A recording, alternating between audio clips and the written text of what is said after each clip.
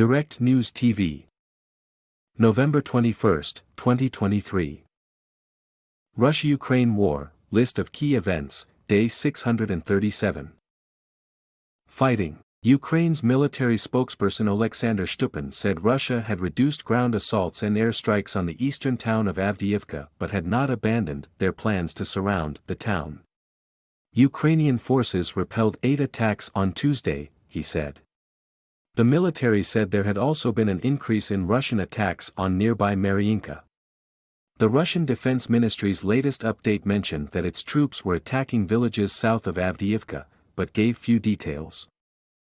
Russia's Defense Ministry said its Marines were stopping all attempts by the armed forces of Ukraine to carry out amphibious landings on the Dnipro Islands and the eastern bank of the Dnipro River, in the southern Kherson region. Pro-Russian bloggers said Russian forces had been harrying Ukrainian forces near the village of Krynky, on the eastern bank upriver from the city of Kherson. Russian Defense Minister Sergei Shoigu claimed Kyiv had suffered colossal losses. At least 2 people were killed after Russia fired a new barrage of missiles and drones hitting a hospital in the town of Selidov in the eastern Donetsk region, and a mine nearby. The Air Force said it destroyed 9 out of 10 drones and a cruise missile launched by Russia. Moscow also targeted Ukraine with 4 guided missiles. Ukraine's Defense Minister Rustem Umerov said no decision had been made about the jobs of 2 senior military commanders, Joint Forces Commander Serhiy Nayev and Oleksandr Tarnovsky, chief of the Tavria Military Command, after local media reported that they might be sacked. The Tavria Command spearheaded Ukraine's counteroffensive in the southeast, but has failed to make a significant breakthrough in the face of heavily defended Russian lines. Odessa Governor Ola Kuiper said Russia targeted port infrastructure in the Black Sea city of Odessa but no one was injured. The Southern Military Command said Russia used 3-1 missiles and also struck the Belhorodnistr district in the region, hitting administrative buildings.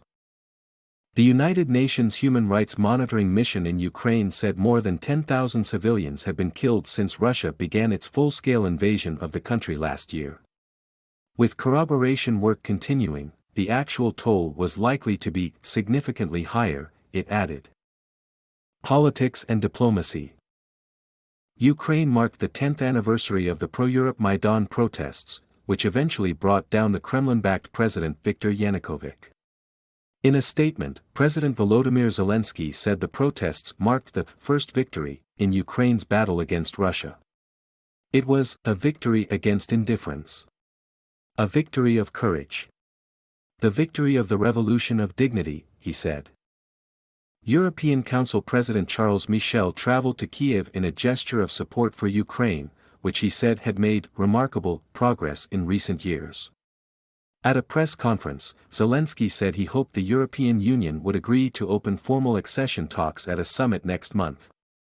Michel said the discussion was likely to be difficult, but he would do everything in my power to convince my colleagues that we need a decision in December. The decision needs the agreement of all 27 member states.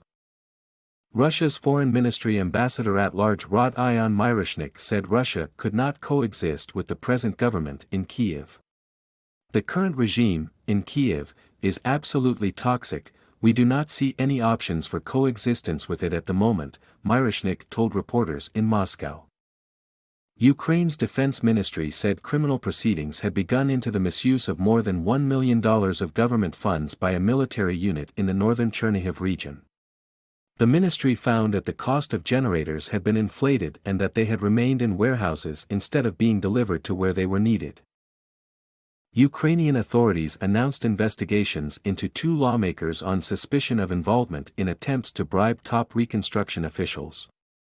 The National Anti-Corruption Bureau of Ukraine, NABU, said it had caught one of the lawmakers, a member of Parliament's Anti-Corruption Committee, allegedly offering the country's first-ever documented bribe in Bitcoin.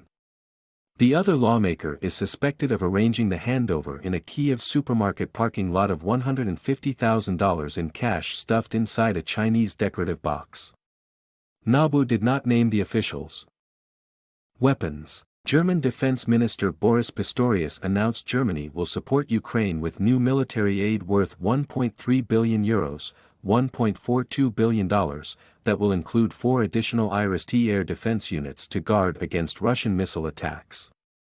The package will also include 155mm artillery shells as well as anti-tank mines, Pistorius told reporters on a trip to Kyiv. Berlin is the second biggest supplier of military assistance to Kyiv after the United States. My name is Kingsley. Please like, share, subscribe and hit that notification bell so you can be the first to be notified whenever we post. You won't regret it.